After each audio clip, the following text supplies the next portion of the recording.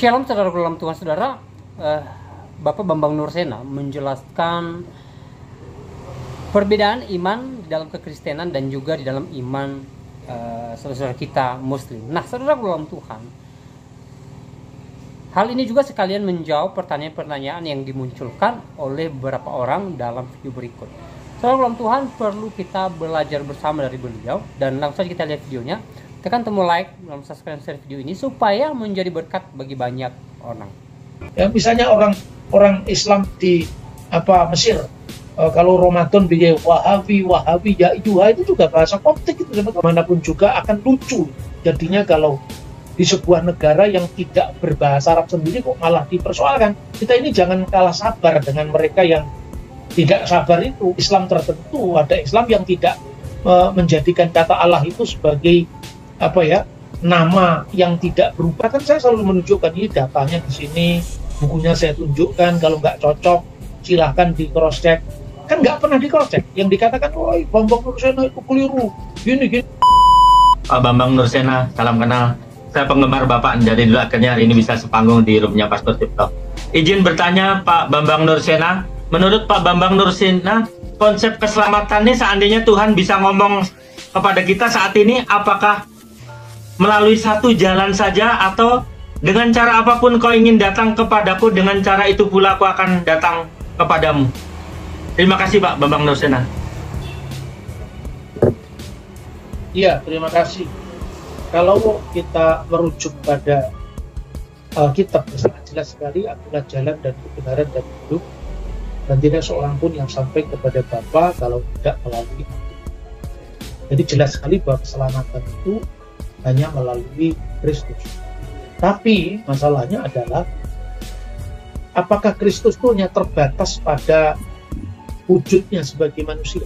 Itu yang sebetulnya digumuli oleh para bapak gereja, misalnya Clement dari Alexandria, salah satunya ya, yang mengatakan bahwa Kristus yang dimaksudkan itu bukan sekedar dibatasi dengan kemanusiaannya ketika datang ke dunia, tapi juga Kristus yang kekal sebagai firman Allah yang adalah Allah sendiri. Maka ketika kita mengatakan bahwa keselamatannya dalam Kristus, artinya keselamatan itu hanya ada pada Allah yang telah menyatakan diri dalam Kristus itu. Tetapi ada orang yang secara tidak bersalah, itu tidak mengenal dia. Maka bagaimana orang ini? Ya, maka kalau di dalam perkumpulan gereja-gereja kuno itu dikatakan seperti ini, saya tahu keselamatan itu ada di mana, tapi saya tidak boleh menghakimi keselamatan tidak hadir di mana. Nah, ini sangat terkenal sekali ungkapan seperti itu. Jadi satu pihak kita juga tidak kehilangan iman kita untuk kompromi dengan yang lain, seperti yang baru-baru ini muncul itu Kristen progresif itu, misalnya ngaku diri Kristen padahal ya sebetulnya tidak semudah itu orang menjadi Kristen. Tetapi juga kita tidak kehilangan kerendahan hati untuk kita bisa memahami orang yang tidak paham tentang iman Kristen itu sendiri. Maka ada ungkapan yang sangat terkenal dari Justin Martyr. Justin Martyr itu seorang filosof yang kemudian bertobat menjadi pengikut Kristus, dan dia menulis buku yang berjudul Dialog with Trifo, kira-kira tahun 140 Masehi. Dia mengatakan bahwa bagi orang Yunani yang tidak mengenal Taurat, maka Musa adalah perjanjian lama mereka. Jadi Taurat itu kan mengajarkan kita kepada pemahaman kepada keselamatan yang akan datang, yang dinubuatkannya akan digenapi lewat keturunan Abraham. Olehmu semua kaum di muka bumi akan mendapatkan berkat. Maka bagaimana kalau orang Yahudi tentu dia paham apa yang tertulis dalam Taurat. Tapi kira-kira orang yang bukan Yahudi, yang orang Tionghoa, orang Papua, orang yang jauh dari hukum Taurat, lalu mereka apa? Dari mana mereka tahu tentang kebenaran itu? Katakanlah orang Majus. Orang Majus kan tidak pernah membaca Taurat, tapi Tuhan izinkan dia melihat bintangnya di timur. Jadi artinya Tuhan mengizinkan lewat fenomena yang lain untuk dia bisa mengenal sang juru selamat yang waktu itu datang. Maka ada ungkapan yang sangat terkenal dari Justin Martyr ini, dan ini sangat dekat dengan para rasul karena dia menulis baru tahun 140 bahwa filsafat Yunani, maksudnya kesadaran orang tentang the supreme being, tentang causa prima, kalau istilahnya Aristoteles itu disebut sebagai preparatio evangelika, sebagai persiapan kepada Injil. Jadi agama-agama manusia itu karena hasil dari pencarian dari bawah ke atas, maka dia dapat dikatakan sebagai fajar-fajar kebenaran yang menunggu matahari bersinar penuh di rembang siang. Matahari kebenaran itulah Kristus sebagai satu-satunya jalan dan kebenaran dan hidup, dan tidak seorang pun yang sampai kepada Bapa kalau tidak melalui aku. Nah, lalu satu lagi, seorang bapak gereja bernama Clement dari Alexandria. Ini juga menulis kira-kira tahun 180-an atau tahun 200-an. Jadi setelah Justin Martyr, dia mengatakan begini, setiap orang tahu bahwa Yesus itu adalah gambar dan rupa Allah. Dan setiap orang juga tahu bahwa manusia diciptakan menurut gambar dan rupa Allah. Tidak seorang pun yang bisa mengembalikan manusia yang jatuh dalam dosa dan kehilangan gambar kemuliaan Tuhan yang olehnya dia diciptakan, kalau bukan gambar dan rupa Allah sendiri yang datang untuk menjumpai.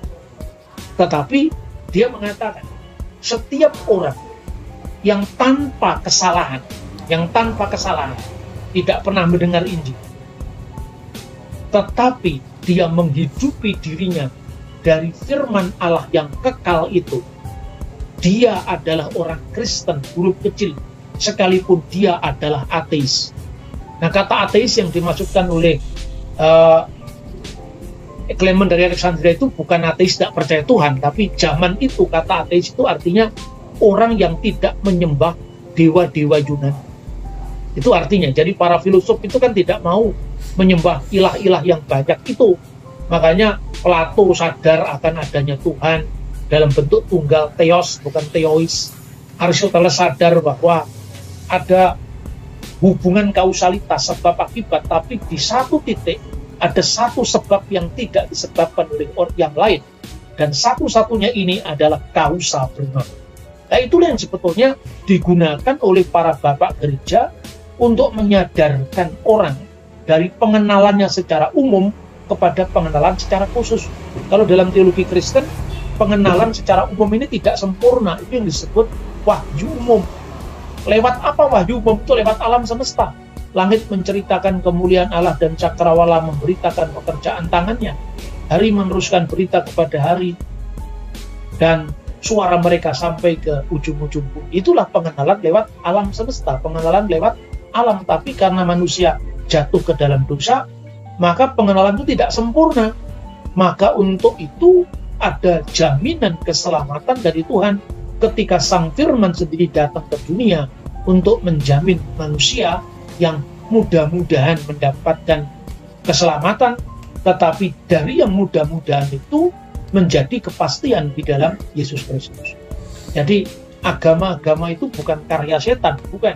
Dalam konsep para bapak gereja, agama-agama itu adalah hasil pencarian yang tidak sempurna dari bawah ke atas. Tetapi Injil itu adalah dari atas ke bawah, di mana firman menjadi manusia untuk menjawab pergumulan manusia yang tidak pasti agar mendapatkan kepastian keselamatan darinya. Itu yang bisa saya komentar. Baik, Pak Bambang Nursena, jawabannya sangat jelas sekali. Terima kasih atas jawabannya. Ya, Kak Umwil ini dari non-Kristen, luar biasa. Kak Umwil pertanyaannya dengan adab, dengan rendah hati, luar biasa. Ya teman-teman, kasih kopi juga buat Pak Bambang ya. Ada Kak APM. Selamat malam Kak APM.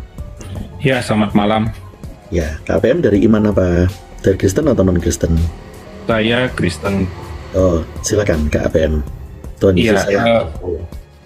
Nah, bolehkah ini bertanya, ini kan terkait dengan nama Allah begitu khususnya. Ini kan digugat sama banyak teolog-teolog dari teman-teman kita juga gitu ya, atau mungkin saya menyebutkannya apakah para polemikus lah begitu ya dari teman-teman Muslim gitu. Nah itu digugat untuk penggunaan Allah begitu, meskipun penggunaan nama Allah itu berbeda, penggunaan istilah yang sama tetapi dengan konsep-konsep yang berbeda. Nah jadi semacam ada perebutan di dalam penggunaan istilah. Nah ini bagaimana supaya tidak memicu konflik antar agama, khususnya memang Kristen sama Islam ada begitu banyak konsep-konsep yang bukan konsep tapi istilah-istilah yang digunakan, namun konsepnya itu berbeda, dan ini juga sudah beberapa kali disinggung oleh Pak Bambang Nurseno begitu ya.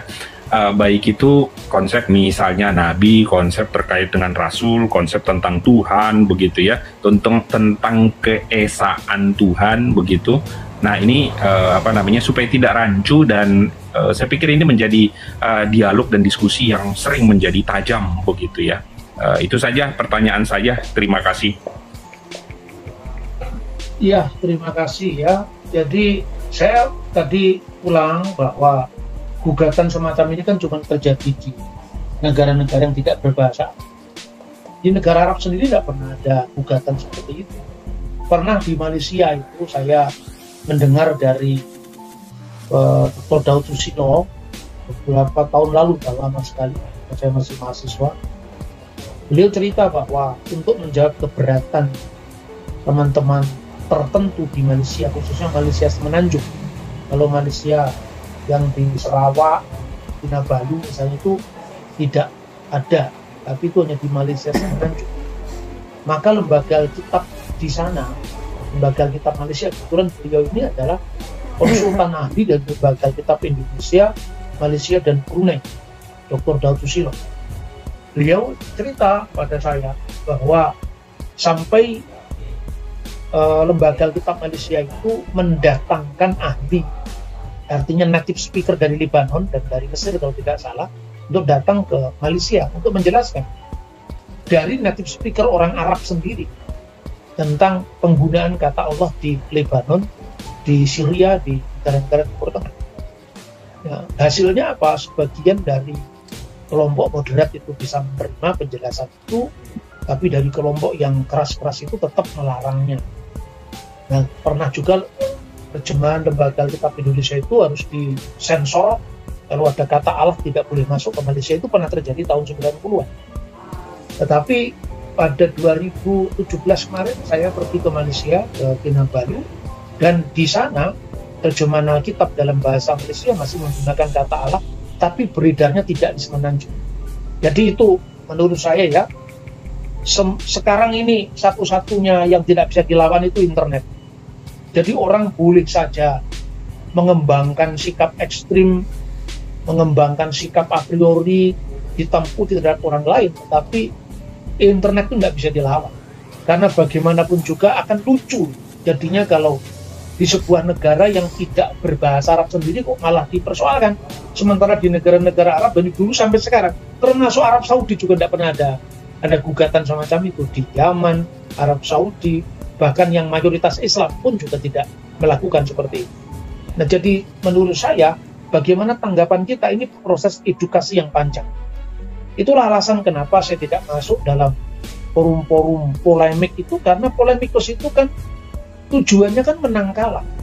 Kalau ada yang dipermalukan sekalipun itu benar, tapi akan menyisakan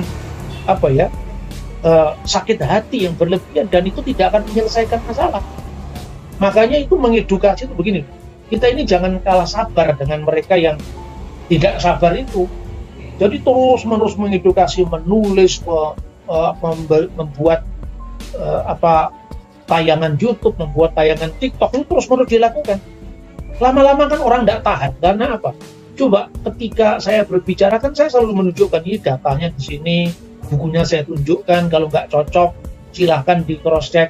Kan nggak pernah di cross check. Yang dikatakan, oh Bambang Nurseno itu keliru, gini nanti saya kepleset ngomong, misalnya kemudian diputar lagi, ini Bambang Nurseno tidak ngerti gitu kan. Hanya itu, karena kalau nggak begitu nggak ada lagi jawabannya. Hampir saya ketika ditanya, oh kata Allah itu ternyata dalam Islam itu adalah personal name, nama diri. Ya itu kan Islam tertentu, ada Islam yang tidak menjadikan kata Allah itu sebagai nama yang tidak berubah. Ismul Dzat iya, tapi Samak Sari mengatakan Allah itu punya asal. Bahkan yang menjadi salah satu perintis ilmu nahwu bahasa Arab ya, grammarnya Arab itu namanya Sibawai. Dalam bukunya Alkitab, bukunya bukan Alkitab Kristen, bukunya Alkitab itu the book, buku itu buku grammar.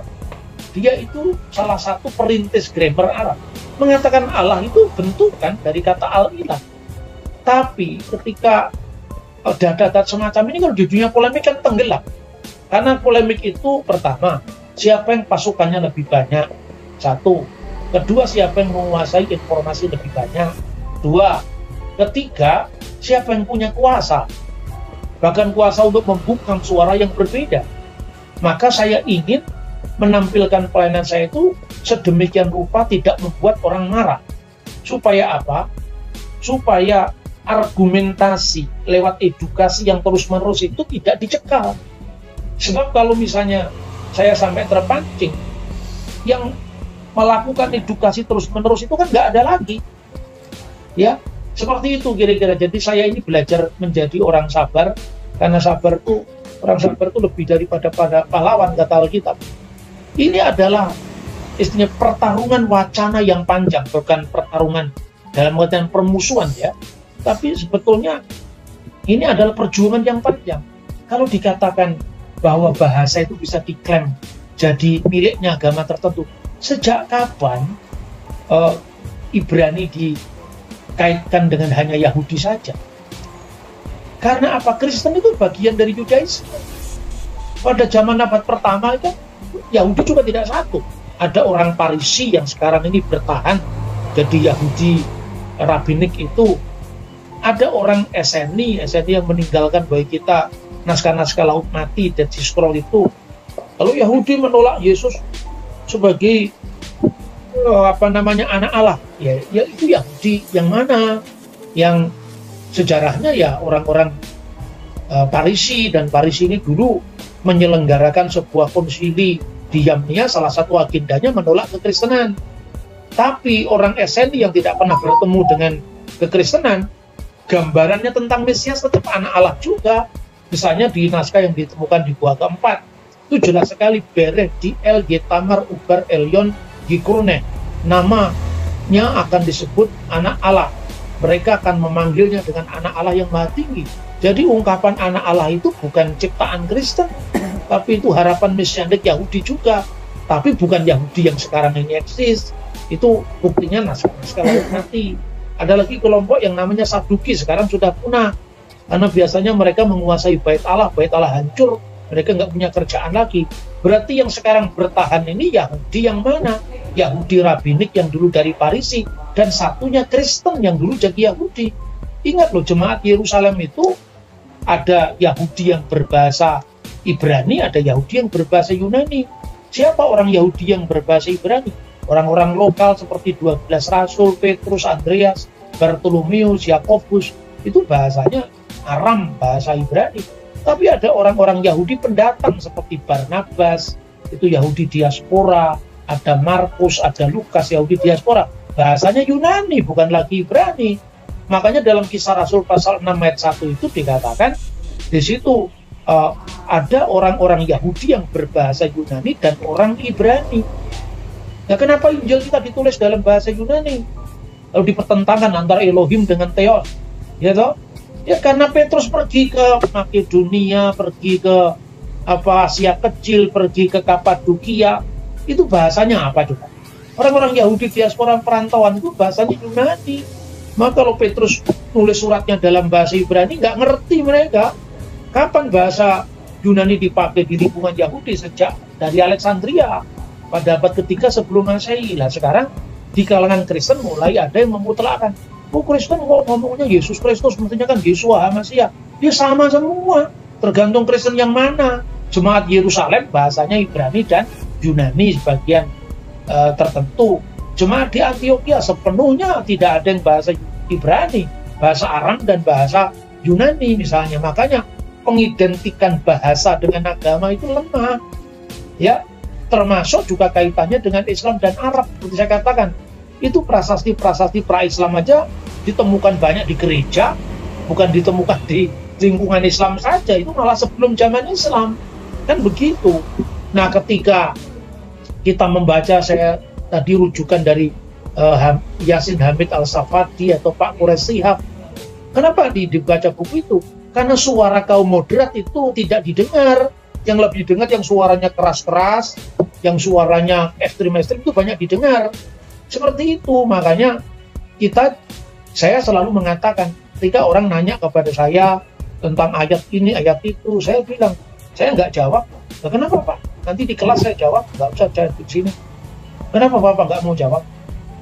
Ya karena kalau ini saya jawab dan orang lain yang mendengarkan ini dianggapnya ini bertentangan, lalu jadikan bahan untuk mengolok-olok iman Kristen.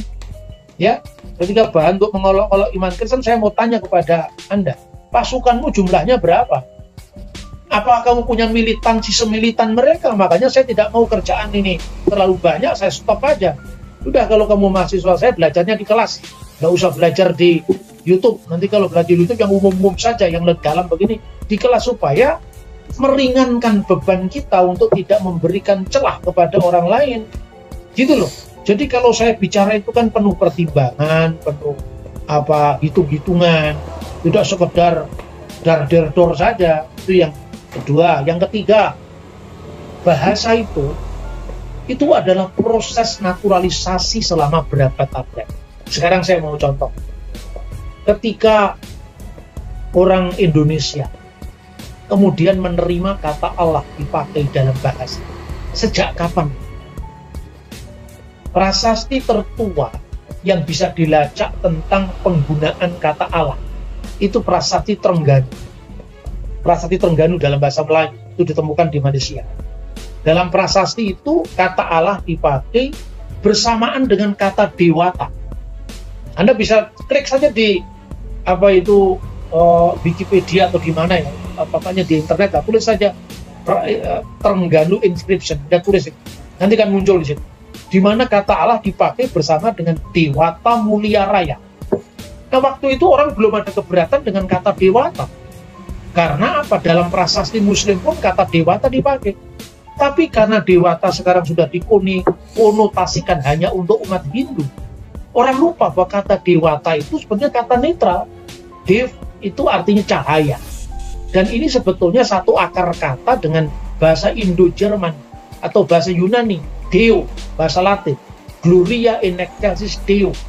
Jadi di sini ada W, Deo, Dev, Dewa, Sahadev misalnya.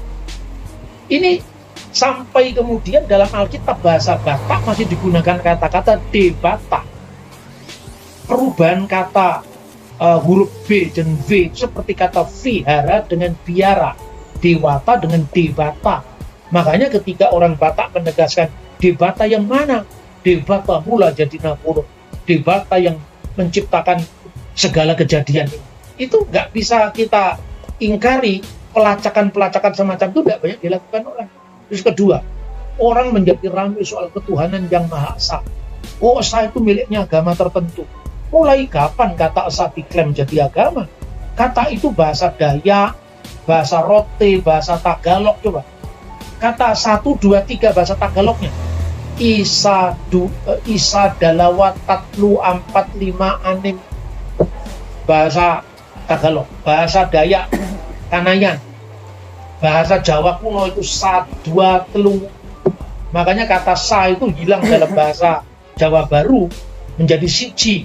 Tapi ketika menyebut satuan masih sa, misalnya sak depa, ya, sak teraman, sak kilo, itu sa itu masih muncul. Bahasa Sundanya sa hiji. Karena ini prosesnya sudah ratusan bahkan ribuan tahun. Orang lupa tentang keseakaran bahasa ini. Maka kata Maha Esa itu bukan Arab itu juga bukan Ibrani. Ibraninya Ekad, Arabnya Akad atau Wakid, Sanskertanya Eka, Ekam. Itu bahasa asli Nusantara, Esa itu. Dan Maha itu bahasa Sanskerta. Jadi dari kata Tuhan yang Maha Esa itu tak satu pun itu kata dari bahasa Arab atau bahasa Ibrani, itu bahasa Nusantara asli, malah ada satu pinjaman dari Sanskerta, Maha, yang artinya besar, ya kan? Contoh lagi misalnya, kita mau ngomong sekarang, kata misalnya ya, Tuhan. Tuhan itu kan bahasa Melayu Tuan. Tuan segala Tuan, itu adalah Tuhan. Tapi kalau kita mau ngomong bahasa aslinya sebelum India masuk, sebelum Cina masuk, sebelum Arab masuk, apa bahasa Indonesia Melayu kuno untuk ini? Yang. Dan kata yang itu menjadi kata sembahyang. Ya. Maka di dunia bahasa Sunda itu ada pahyangan. Pahyangan itu tempatnya yang. Nah, karena yang digabungkan dengan kata ra, itu artinya yang mulia. Ra, makanya parahyangan. Sesuatu yang mulia, rahadian jadi raden, ya rakrayan menjadi ranya hilang jadi kiai misalnya. Itu kan proses yang panjang perjalanannya. Kemudian misalnya kata manusia, orang lupa kata manusia itu bahasa Hindu. Jadi ketika kemudian Islam datang, kata ya ayuhan nas diterjemahkan wahai manusia. Orang lupa bahwa itu juga pinjam Hindu. Kata manusia itu kan artinya Adam dan Hawa itu. Jadi ciptaan Tuhan pertama dalam kitab Beda itu namanya Manu, laki-lakinya. Perempuannya namanya Syatarupa, laki-laki dan perempuan. Manu dan Syatarupa menjadi manusia. Ini pinjaman dari Hindu. Kata duka, cita, sengsara dari samsara, kemudian cita, itu dari Buddha, dari bahasa Pali. Jadi kalau kita mau tuntut hak cipta, rusak nih bahasa Indonesia ini. Lalu orang Kristen juga bisa nuntut itu nanti. Nggak boleh itu rumus-rumus matematika pakai huruf-huruf Yunani, harus diganti huruf alif, ba, ya rusak matematika. Ya toh? Nanti yang orang Cina juga gugat itu, jangan ada kata bakso, bakmoi, bakwan. Kata bak itu bahasa Tionghoa atau baskom dan seterusnya, kan rusak semua itu. Ya, makanya penyakitnya manusia itu karena kurang literasi, tapi kesusu manggung. Kalau orang Jawa Timur itu gemblung ke susu manggung, itu susah ini. Makanya kemudian ngomongnya keras tapi datanya lemah.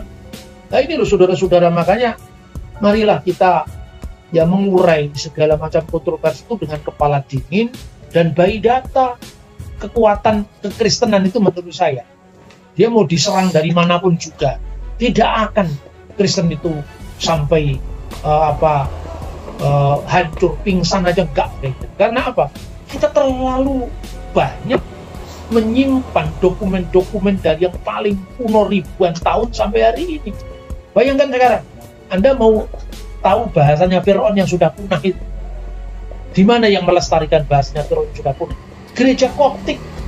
Sampai hari ini yang namanya bahasa Koptik itu bahasa Fir'aun kuno, yang bahasanya hurufnya diganti dengan huruf Yunani, yang namanya Koptik itu. Jadi kalau Anda mau dengarkan kira-kira Fir'aun dulu menyebut anak bayi itu namanya Nunu, sampai sekarang masih Nunu dalam bahasa Koptik. Padahal bahasa Arabnya Tiflun misalnya. Ya misalnya orang Islam di Mesir, kalau Ramadan bilang Wahabi ya Yuha, itu juga bahasa Koptik itu sebetulnya. Jadi dalam bangsa dan budaya manapun juga proses inkulturasi bahasa itu ada, nggak bisa bahasa itu dikasih alamat Islam atau Kristen itu nggak bisa. Makanya itu tadi kalau menuntut hak cipta itu yang paling susah itu nanti yang datang paling akhir itu, karena semuanya sudah ada di yang lama kan. Nah makanya orang Kristen tahu dirilah, kita ini kan juga pendatang akhir di Indonesia. Kita harus berterima kasih pada para pendahulu kita, orang Hindu, Buddha, Konghucu yang sudah ada di negeri ini ya. Sekalipun kita tidak sama dalam iman kita, tetapi namanya juga budaya, bahasa itu kan cerminan peradaban kita. Semakin banyak orang maju, maka semakin toleran. Semakin primitif, semakin fanatik. Kira-kira seperti itu ya. Terima kasih. Ya luar biasa. Terima kasih Pak Bambang, makasih banyak, makasih Tuhan berkati, makasih Pastor. Shalom KAPM, nanti bertemu lagi ya KAPM, luar biasa. Karena itu kita bersyukur ya dalam iman kita, seperti tadi dikatakan Pak Bambang, karena itu kita semua didorong bahwa tidak hanya milik dari satu saja. Dalam bahasa itu kita rindu Allah kita mengerti semua bahasa. Ya ada KAPI ya, KAPI ya. Shalom, KAPI dari Kristen ya. Ya, Kristen. Ya, shalom. Mau bertanya kah, KAPI? Ya bentar ya. Davis tadi enggak bertanya duluan ya? Oke, silakan Davis. Saya dulu ya. Selamat malam, shalom Pak Bambang dan semuanya. Wah, aku grogi nih. Soal nama dari berbagai bahasa penyebutan Allah ataupun Yesus, saya rasa penjabaran Pak Bambang sudah sangat jelas. Nah, jadi saya sudah paham. Lalu saya ingin bertanya sedikit di luar tema, Pak. Nah, saya disclaimer sedikit, pertanyaan saya ini boleh dijawab, boleh tidak. Nah, jadi kalau misalnya Pak Bambang berkenan untuk menjawab, nggak apa-apa, tapi tidak juga nggak apa-apa, Pak. Jadi saya ingin bertanya tentang pemahaman Pak Bambang, kalau dalam Alkitab itu pemahaman Alkitab, menurut Pak Bambang yang paham, yang membaca Alkitab dalam berbagai bahasa, itu mengajarkan manusia mempunyai free will atau tidak, artinya atau Alkitab mengajarkan predestinasi. Karena saya menanyakan hal ini karena memang akhir-akhir ini terjadi perdebatan yang membuat kami bingung, Pak. Membuat kami jemaat awam ini agak bingung. Sebenarnya apa yang diajarkan Alkitab, predestinasi atau free will? Itu aja pertanyaan saya, Pak. Ya, itu mengacu karena belakangan ini ya di berbagai room ada terkait topik free will ini menghangat ya bentuknya. Silakan Pak Bambang. Ya, terima kasih. Jadi itu sebetulnya perdebatan klasik ya. Jadi, untuk kita bisa mengurai secara lebih detail ya butuh waktu yang panjang. Tapi kira-kira seperti ini. Ini saya bicara lebih banyak dari konteks budaya di mana Alkitab itu muncul. Ya. Iman dalam Alkitab itu kan tidak bersifat sesuatu yang pasif. Tapi iman itu adalah sesuatu yang sifatnya dinamis. Jadi kalau kita melihat misalnya di dalam surat Ibrani misalnya.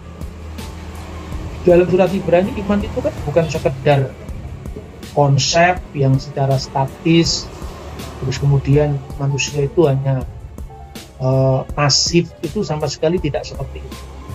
Jadi dalam divisi yang sangat panjang dalam surat Ibrani pasal 11 secara khusus itu disebutkan iman adalah dasar dari segala sesuatu yang kita harapkan dan bukti dari segala sesuatu yang tidak kita lihat.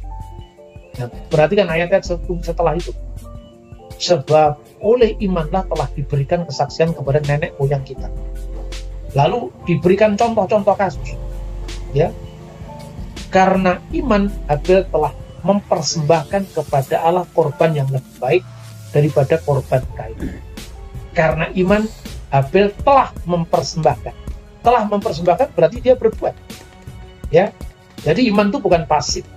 Karena iman Henok terangkat supaya ia tidak mengalami kematian. Itu ada perbuatan. Tetapi tanpa iman tidak mungkin orang berkenan kepada Allah. Sebab barang siapa berpaling kepada Allah, ia harus percaya kepada bahwa Allah itu ada dan seterusnya.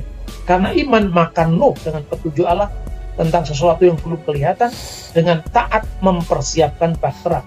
Nuh bertindak, Habel bertindak, Abraham bertindak. Karena iman Abraham taat ketika dia dipanggil dan berangkat juga bertindak. Maka sebetulnya kalau kita membaca keseluruhan kitab suci itu bukan hanya debat dari ayat per ayat, misalnya surat Roma dipertentangkan dengan surat Yakobus, jadi perdebatan klasik antara Katolik Protestan ya. Misalnya iman perbuatan, kemudian apakah manusia itu sepenuhnya free will ataukah manusia itu masih tidak bisa berdiri sendiri atau sepenuhnya berada di dalam kendali Tuhan misalnya. Itu sesungguhnya perdebatan-perdebatan yang memang menurut saya agak ditangguhkan sajalah supaya jangan terlalu menjadi alat pemecah kita. Karena itu kalau Alkitab mengatakan tetap kerjakanlah keselamatan, itu kan justru ada tindakan kita. Karena itu tetap kerjakanlah keselamatanmu dengan takut dan gentar. Artinya ada aktivitas kita untuk mengerjakan keselamatan. Tapi ayat 13, karena Allah lah yang mengerjakan itu di dalam kamu, baik kemauan maupun pekerjaan menurut kerelaannya. Jadi manusia tidak bisa sepenuhnya juga free will. Di situ Allah lah yang mengerjakan. Tetapi juga ada manusia yang berperan di situ. Tapi peran manusia itu tentu tidak bisa mengubah daripada predestinasi Tuhan. Maka ada peran manusia, tetapi juga lebih kuat lagi juga campur tangan ilahi. Untuk lebih memudahkan ini, misalnya Israel itu dikeluarkan dari tanah Mesir, misalnya ya, akulah Tuhan Allahmu yang telah mengeluarkan engkau dari tanah Mesir, dari tempat perbudakan. Ini dalam bahasa Ibrani kan, Anoki Adonai Elohecha asher hushitika me'aret Israel mibet abad, hushitika, mengeluarkan engkau. Jadi kalau di dalam alam pikiran orang barat, ini Tuhan itu adalah subjek, Israel itu objek. Maka ini yang menjadi banyak bahan berdebat.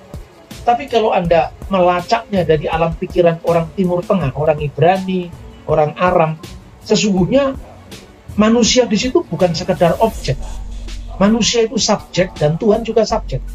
Hanya Tuhan itu subjek pertama, manusia subjek kedua. Dua-duanya juga subjek. Cuman subjek yang pertama itu yang memberi kemampuan.